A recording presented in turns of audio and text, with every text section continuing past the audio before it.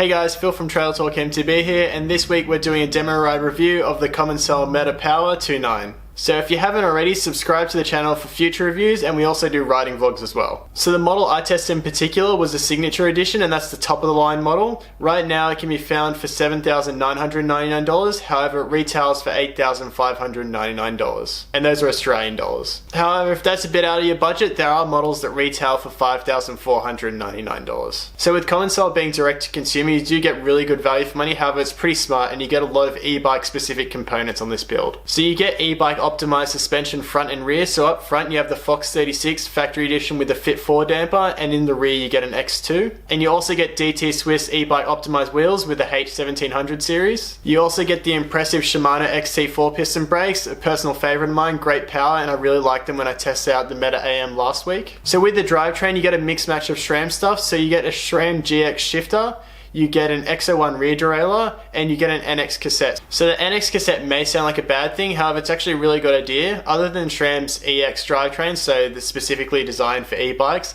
the NX cassette is the only one that's rated for e-bike use. So it's all steel, so it's going to last a little bit longer, especially with the extra torque for an e-bike. It's going to be a bit better for that kind of abuse. In terms of all the e-bike stuff, so you get the E8000 motor, so Shimano Steps motor. One of my favorite motors on the market. It's a bit smaller, a bit lighter than the others, and it gives bike makers a bit more freedom in terms of making chainstays a little bit shorter. You also get an external battery, so 500 watt hour battery. And to finish off the e-bike stuff, you get the E8000 display, and then you'll also get the Di2 shifter for shifting through the modes of assistance. For most of the finishing kit on the bike, you get Commencal's house brand, so Ride Alpha, so that's for your stem as well as your bars. You get a KS Lev dropper, so 150mm of drop on the size large. And then you also get the WTB SL8 saddle. So this is a personal favorite of mine, and I really enjoyed it last week riding the AM.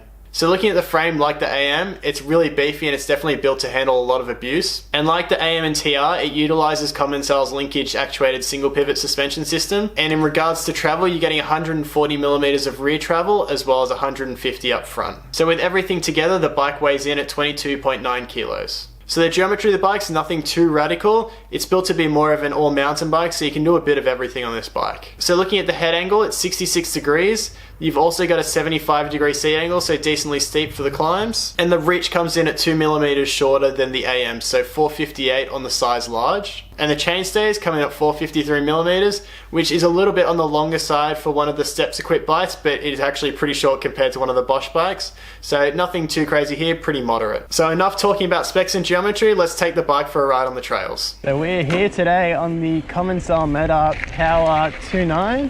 So we're on the Signature model again. So like last week we were in the Signature Orange, we're on the Signature model here. So Fox factory stuff front and rear. So let's see how she rides. Okay, so dropping in on the first test track. So like last week, Major Tom. So hopefully the main benefit we see here with e-bikes, you get a bigger difference between your sprung and unsprung mass. So your suspension just works a little bit better, which over the square edge hits, it's definitely a big benefit. So see how she goes.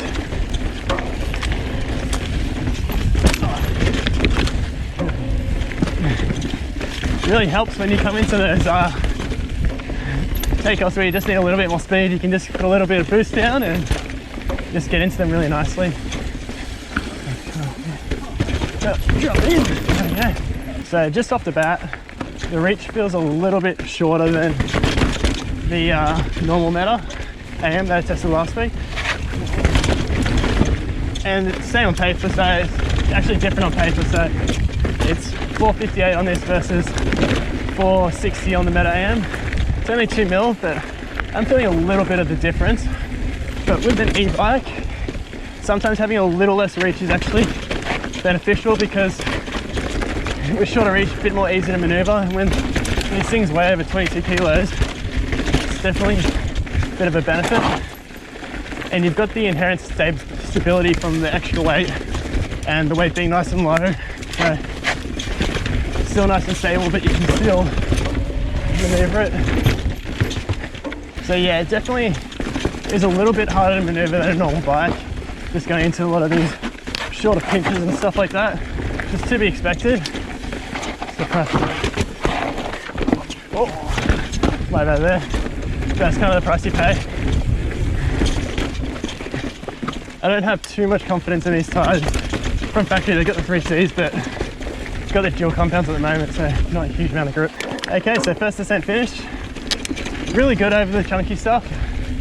I knew the kind of more active suspension that they had going with the Meta AM was going to translate well over to an e-bike.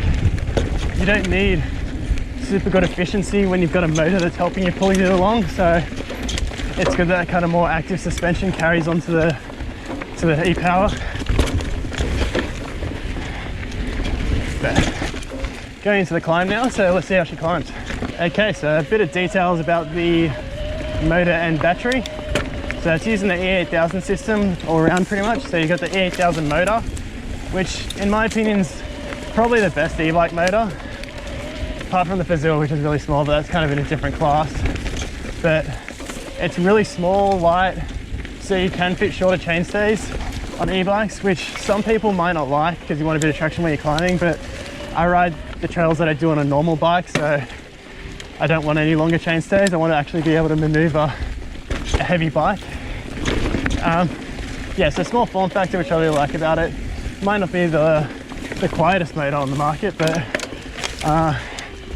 it gets the job done. I really like just the small nature of it. The battery, again, I think it's the 8000 external battery.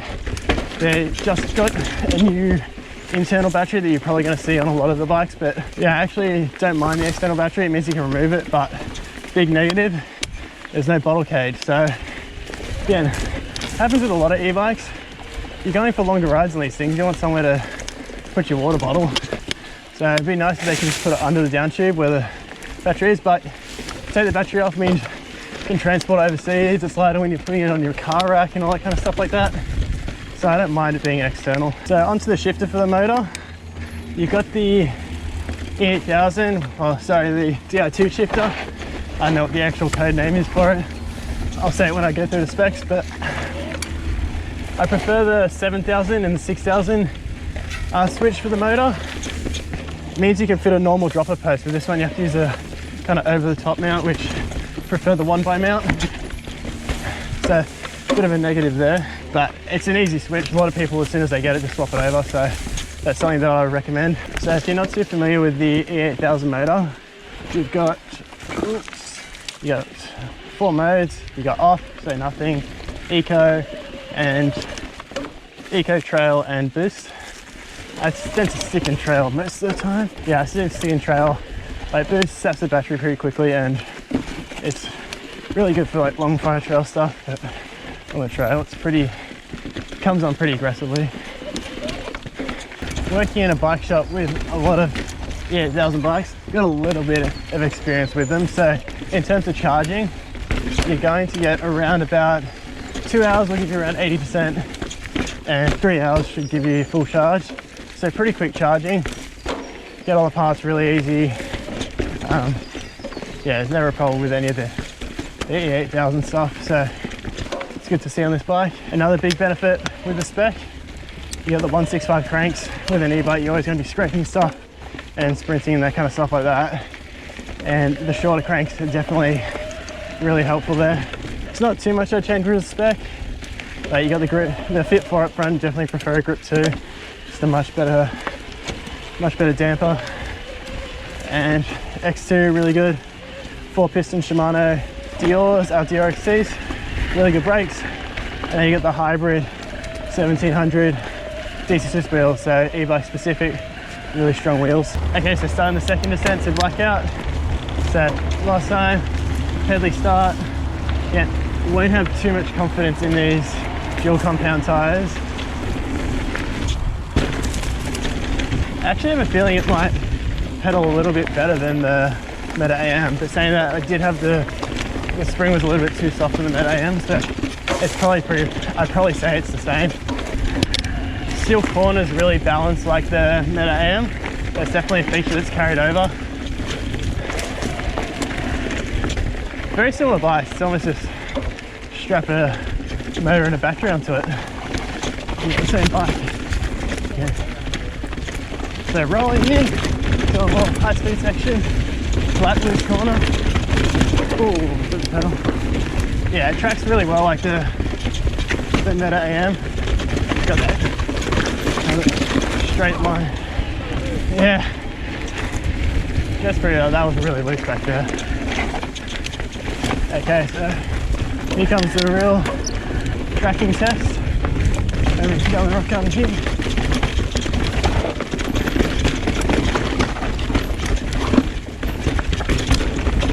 Nice through there.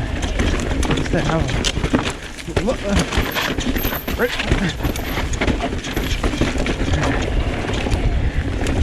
Yeah, just to have a look through there. So no, it was really good through there. Tracks just like the Meta AM. Yeah, it's so balanced through there.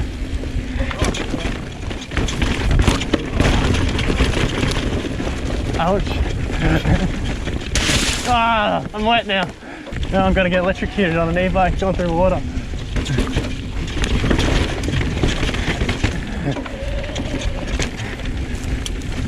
Okay, last roll in.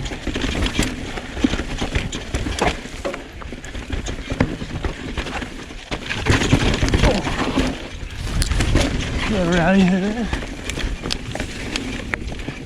Yeah, so doing a little bit of climbing on the way out as well. Like, I like that the numbers aren't too radical because, as I said before, you get the stability from the weight, the low center of gravity, the sprung to unsprung mass ratio, all those kind of things fit together for a pretty stable bike. So you don't need ridiculously crazy angles. So it's got 66 head angle up front, which is pretty good to what I like. So E160's got the same. That's probably one of my favorite e-bikes. Yeah, they're almost pretty identical in terms of what you're getting geometry wise. And seat angle 75, really nice. So yeah, nothing too crazy, reaches not too long. It's what I probably prefer for an e-bike, something that you can just chuck around a bit more, it's a bit easier because they are heavy. So another thing that I probably like the Meta AM signature, a coil shock would probably be a little bit better on this bike, a little bit more supple, a bit more traction for those loose climbs, and better probably oil management as well, so probably stay a bit cooler because suspension is going to work a little bit harder on an e-bike. So that would be, there's a few models in the lineup that do have a coil, so I'd probably go with those. Have a look at those as well. So just a bit of a battery check after the ride. So looking at the battery, on boost you have a range of 29 k's left, and trail 43, and we still have 4 bars of battery, so still heaps. So it's a 500 watt hour battery, and you probably from boost probably get like 40 k's out of it. Then if a trail, probably around 55, 60, but it's going to depend on terrain, ride away, and all that kind of stuff like that, but the battery life's really good. So now I've finished the ride and had a bit of time to think, here are my final thoughts on the bike. So I actually went in the test without knowing what travel this bike actually had. I actually thought it had the same amount as the AM, and after reading a bit now, then I actually realized how much travel it has. So 140 in the rear as well as 150 up front. So it definitely makes sense why I thought it pedaled a little bit better than the AM, bit shorter travel, so it's going to be a bit more efficient. And it definitely really sits between the AM and the TR, so it's definitely more built to be an aggressive trail or more all-mountain bike. And this definitely makes sense for an e-bike. I definitely never felt that the bike was undergunned, and it has a really wide application of uses, but it means you can do a bit of everything from undulating trails to more enduro trails as well. So a bit about how the bike climbs. It's an e-bike, it's obviously going to climb well. However, it definitely had a little bit firmer of a pedaling platform than the AM. There was a bit more to push against, and there was less bob when you kind of got out of the saddle and pedaled a bit. Even though it was a bit firmer, it still retained a bit more of that active suspension feel that the AM had, so it's really good over those loose technical climbs. You really feel like you've got a lot of traction with this bike, which you definitely need with an e-bike. When you're putting down that power, you want to have that traction. So I actually tend to prefer a bit more of an active suspension platform on an e-bike as opposed to something that's a bit firmer that you probably prefer on a normal style bike. Like the AM, I definitely prefer a coil on the Meta Power as well. I definitely think it would improve traction a little bit more than the X2 had as well. So let's talk a bit about how the bike descends. So as I said, I didn't really check how much travel this bike had before I started descending. However, with an e-bike, you have a greater sprung to unsprung mass ratio, so that just means your suspension's just going to work a little bit better. And because of that active suspension feel, how stiff the frame is, and because you've got a low center of gravity, this bike descends just as well as the AM, even though it has less travel. So I did notice that it wasn't quite as plush as the AM. That comes down to having 20 millimeters less travel, so there's nothing crazy about that there. But it definitely retained the tracking abilities that I noticed in the AM. So really stiff frame, and as soon as you point it down a rock garden, it's going straight down. It's not getting bucked offline or anything. It tracks really, really well. One thing that I did notice about the Meta Power, there was a decent platform to push against. So there was a decent bit of mid-stroke support there. So going through corners when you want to puff off things, there was definitely a bit of support. So that kind of opens up the applications of use for this bike. So it makes it a bit more of an all-mountain bike that you can still have fun on undulating trails. You can pop off things, jump a little bit better than you say would on an enduro bike. But that's not detracting from the bike at all. If you do want to do enduro trails on it, it's going to be more than capable of doing that kind of stuff. It can do pretty much everything that the AM does as well. Another thing that I did notice is the chainstays didn't feel as long as I thought on paper. So they're 453 on paper, but I felt like they were pretty short. Compared to other e-bikes that I've used with shorter chainstays, I didn't notice a big difference in terms of maneuverability. And the last thing I'd like to touch on, the 66-degree head angle. I never felt like I was really undergunned on the bike, and it kind of opens up the application of use for the bike, so I like what they've done there. So in regards to the motor and battery, I'm a huge fan of the E8000 motor with the semi-integrated removable battery. It looks decently streamlined, and you can remove the battery, so that also means that you can transport the bike. So if you go overseas, you can just pick up a battery while you're over there. And I also like the small form factor of the motor. Just opens up frame designs, and it's pretty light too. I just prefer if they use the E6000 or E7000 switch for changing the modes in the motor. It just opens up the use for the 1x dropper post, so it's so much easier to use the dropper post. And then also it would have been nice to see if they put bottle cage mounts under the down tube of the bike. So I've ridden a fair few Shimano Steps motor e-bikes in the past. So these include the Merida E160, the Focus Jam and Sam. I'm going to focus more on the E160 as a comparison because I feel like the E160 as well as the Meta Power are both better bikes than the Sam and the Jam. The E160 is also a good comparison to the Meta Power because the geometries are virtually identical except for the chainstays, where the Meta Power's chainstays are around about 13 millimeters longer. Riding both of the bikes, I definitely feel like the Meta Power is a better all-round bike. So if you're looking for a true all-rounder, so more of an all-mountain bike, I feel like the Meta Power would be the way to go. The E160 isn't the best bike on more undulating trails or more trails where you want to have a bit more fun. It's definitely more of an go up to the top and then bomb the descents down kind of bike. Not taking anything away from the Meta Power, it might not feel as plush as the E160 on the way down, but it can do all those trails just as well as the E160. So it's pretty safe to say I didn't miss the extra 20 millimeters the E160 offers over the Meta Power. In terms of what you get for the money, the 900E is probably the most competitively priced e-bike on the market, so it's going to be pretty tough to beat that. So the E160s can be found as cheap as $6,699. Personally, I really like the build on the Meta Power 2.9 Race. It comes in at $300 extra than the E160 900E, but personally I'd probably prefer the spec on that. So you get a Lyric RC2, so the top of the line fork. You also get a Super Deluxe coil in the rear, so the RCT version. So you get that coil in the rear, which I definitely like on this bike. And you get code brakes as well as spank wheels. So a really good package for the money with that bike. And that would definitely be the pick of the bunch if I was going to get one of these bikes for myself. So overall, I enjoyed my time on the Meta Power. It's probably the best, more all-mountain e-bike that I've tried. And it's really great value too. So Commencal offers great value with their bikes. And it's not for a lack of quality. Their frames are built to last. They're built like tanks. And it's good that they're also using the Shimano Step system. It's really light, really reliable, and it's easy to source parts from Shimano. So I'd just like to thank the Collab team as well as Commencal Australia for the demo. If you wanted to demo any of the bikes that I've been reviewing from Commencal, click the link in the bio and they'll take you to the page where you can book in a time. This is for Sydney people only at the moment, unfortunately. And if you enjoyed the video, don't forget to subscribe. Also like the video and leave a comment. If you want me to compare it to any other bikes, I might have tried them, and I'm always happy to answer your questions. Thanks for watching, guys.